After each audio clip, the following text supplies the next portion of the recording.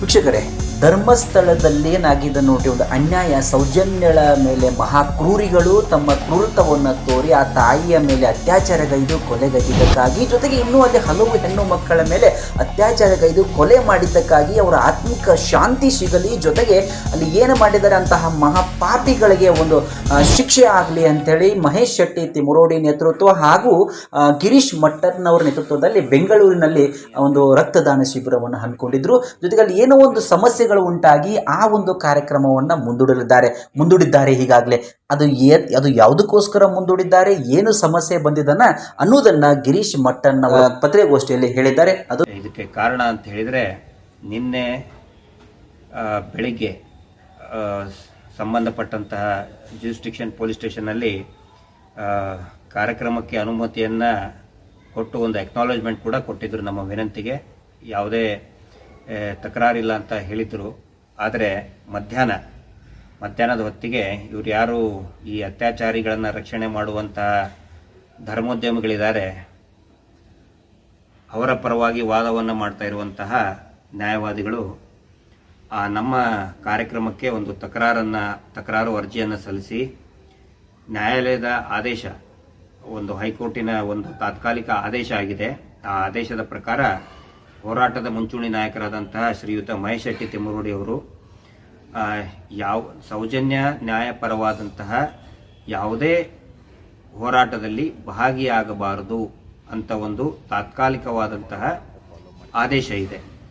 ಹೀಗಾಗಿ ಆ ಆದೇಶದ ಪ್ರತಿಯನ್ನು ನಿನ್ನೆ ಮಧ್ಯಾಹ್ನ ಪೊಲೀಸ್ ಠಾಣೆಗೆ ಒಂದು 4-5 ಜನ ಅವರ ನ್ಯಾಯವಾದಿಗಳು ಬಂದು ತಕರಾರು ಮಾಡಿ, ಯಾವ ಕಾರಣಕ್ಕೂ ಕೂಡ ಅಲ್ಲಿ ಮಹೇಶ್ ಶೆಟ್ಟಿ ತಿಮರೋಡಿ ಅವರು ಬರಬಾರ್ದು, ಸೌಜನ್ಯ ಹೋರಾಟದ ಬಗ್ಗೆ ಮಾತಾಡಬಾರ್ದು, ಈಗಾಗಲೇ ನಮಗೆ ಸಾಕಷ್ಟು ಮರ್ಯಾದೆ ಹೋಗಿದೆ, ಮಾನ ಮರ್ಯಾದೆ ಎಲ್ಲ ಕಳ್ಕೊಂಡಿದ್ದೀವಿ ನಾವು, ಇನ್ನೂ ಅಲ್ಪ ಸ್ವಲ್ಪ ಮರ್ಯಾದೆ ಉಳಿದಿದೆ, ಅದನ್ನೇನಾದರೂ ಮಾಡಿ ನೀವು ಉಳಿಸಿ ಅಂತ ಯಾವುದೋ ರೀತಿಯಲ್ಲಿ ಅವ್ರದ್ದೇ ಆದಂತಹ ಒಂದು ಭಂಗಿ ಭಾವದಲ್ಲಿ ಒಂದಿಷ್ಟು ಅವಲತ್ತುಕೊಂಡಿದ್ದಾರೆ.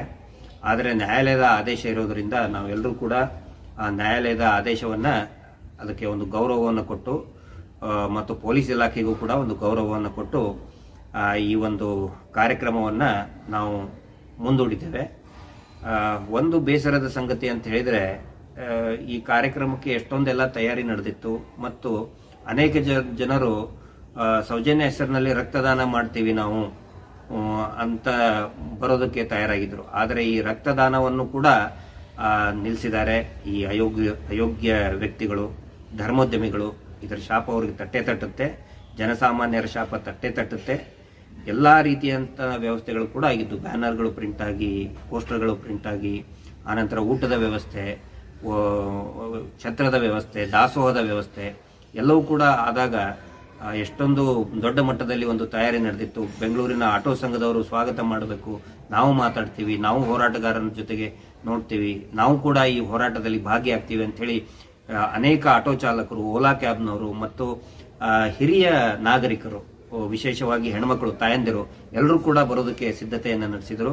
ಆದರೆ ಇವರು ಏನು ಧರ್ಮೋದ್ಯಮಿಗಳು ಅತ್ಯಾಚಾರವನ್ನು ಕಳೆದ 12 ವರ್ಷದಿಂದ ರಕ್ಷಣೆ ಮಾಡ್ತಾನೆ ಬಂದಿದ್ದಾರೆ, ಅವರು ಎಷ್ಟೊಂದು ಪ್ರಭಾವಿ ಕೋಟ್ಯಾಂತರ ರೂಪಾಯಿ ಇಟ್ಕೊಂಡಂಥವರು ಇಲ್ಲಿಯೂ ಕೂಡ ಅವರ ಪ್ರಭಾವವನ್ನು ಬೀರೋದಕ್ಕೆ ಪ್ರಾರಂಭ ಮಾಡಿದ್ದಾರೆ.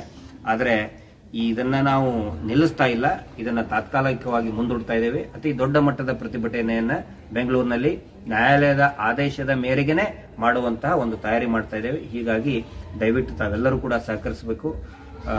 ಎಲ್ಲರಿಗೂ ಕೂಡ ಯಾರ್ಯಾರು ಬರುವಂತಹ ತಯಾರಿ ಮಾಡಿಕೊಂಡಿದ್ರು, ಬೇರೆ ಬೇರೆ ಭಾಗಗಳಿಂದ, ಬೆಂಗಳೂರಿನಲ್ಲಿ ಬೇರೆ ಬೇರೆ ಭಾಗದಿಂದ ಬರುವಂಥ ತಯಾರಿಯನ್ನು ಮಾಡಿಕೊಂಡಿದ್ರು, ಅವರೆಲ್ಲರಿಗೂ ಕೂಡ ನಾನು ಗಿರೀಶ್ ಮಟ್ಟಣ್ಣವರು ವೈಯಕ್ತಿಕವಾಗಿ ಕ್ಷಮೆಯನ್ನು ಕೋರ್ತೇವೆ.